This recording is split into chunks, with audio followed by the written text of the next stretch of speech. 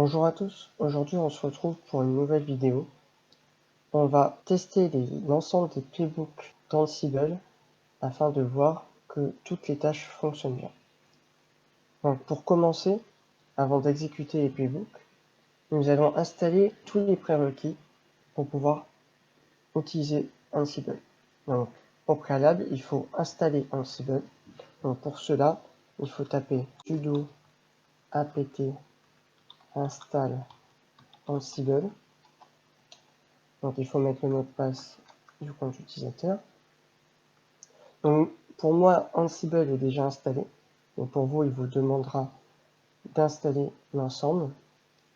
Donc une fois Ansible installé, nous allons installer le plugin Azure Collection qui permet d'utiliser Azure avec Ansible. Donc pour cela, il faut taper la commande Ansible-galaxy collection install azure.azure collection. Entrée. Donc on voit que là il a abandonné la procédure car je l'ai déjà installé, mais pour vous ça vous l'installera. Ensuite, comme deuxième prérequis, pour commencer, il faut installer Ansible sur une machine qui a accès directement aux machines. C'est-à-dire que vu qu'Ansible doit se connecter en SSH pour se connecter aux machines, il faut directement avoir accès en SSH aux machines. Donc pour tester ça, c'est très simple. Vous faites SSH, le nom d'hôte d'une des machines, ou l'adresse IP. Moi par exemple, web 0. Et si vous faites entrer, vous devez pouvoir vous connecter.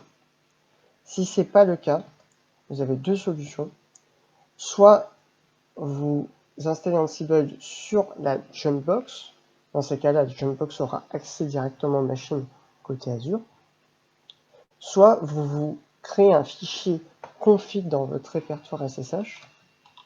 Donc, nano tilt/.ssh config. Et dans cette configuration, vous devez mettre votre Jumpbox tout en haut. Et ensuite, l'intégralité de vos machines vont rebondir sur Jumpbox en mettant le paramètre proxy jumpbox pour qu'il puisse rebondir sur votre Jumpbox. Cela permet de vous connecter aux machines sur Azure directement depuis cette machine-là.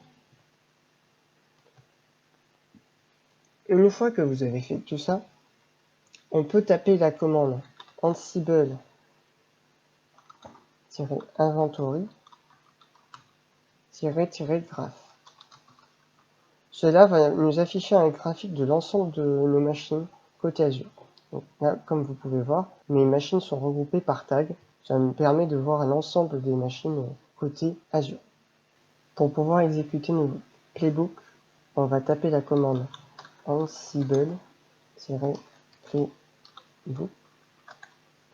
Et ensuite, on va mettre notre nom de notre fichier qui contient le playbook.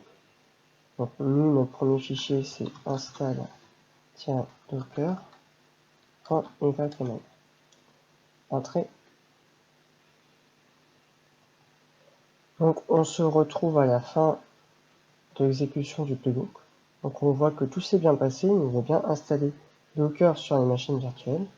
Donc pour tester cela, on va se connecter sur une des deux machines, donc par exemple sur web 0.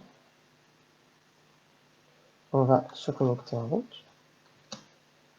Et là, on va taper la commande docker run et word. Et là, on voit que l'exécution de Docker s'est très bien passée. Donc on va vérifier, avant d'exécuter notre deuxième playbook, nous allons vérifier qu'il n'y a pas de Docker Swarm initialisé sur notre machine, vu que le deuxième playbook consiste à initialiser un Docker Swarm. Donc pour cela, on va se connecter à notre machine. On va se connecter en route. Et on va faire docker node ls, qui est list l'ensemble des nœuds d'un cluster Docker. Et là, il nous met que nous ne sommes pas comme Swarm Manager et que nous ne sommes pas dans un Swarm. Donc, on va exit. Et là, on va exécuter notre deuxième playbook. Donc, Ansible-playbook. Et notre deuxième playbook s'appelle init swarm.yml. Donc voilà, il a bien exécuté les commandes. On va vérifier en se connectant sur la machine. SSH web 0 sudo -i. Et là, on va taper la même commande que tout à l'heure. Docker node ls. Là, on voit qu'il y a bien la machine dans un cluster. Le problème, c'est qu'elle est toute seule. Donc là, maintenant, on va déployer automatiquement nos clusters avec d'autres machines. Donc pour cela, on sort de la machine et nous allons exécuter nos deux autres playbooks. Donc Ansible playbook get swarm token. Donc ça nous a bien exécuté le fait qu'il a récupéré le script pour rejoindre nos clusters Docker. Donc pour cela, ensuite on va déployer nos clusters. Donc pour cela, on va faire Ansible playbook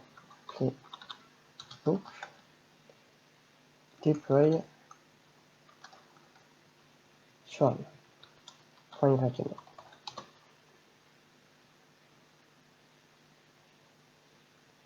Donc il nous a bien exécuté les tâches. On va vérifier qu'il a bien rajouté l'ensemble des nœuds sur notre cluster. Donc pour cela, on va encore se connecter sur web 0. On va se connecter en route. Et on va refaire la commande docker node ls. Là, on peut vérifier qu'il nous a bien rajouté la machine web 1 en tant que manager.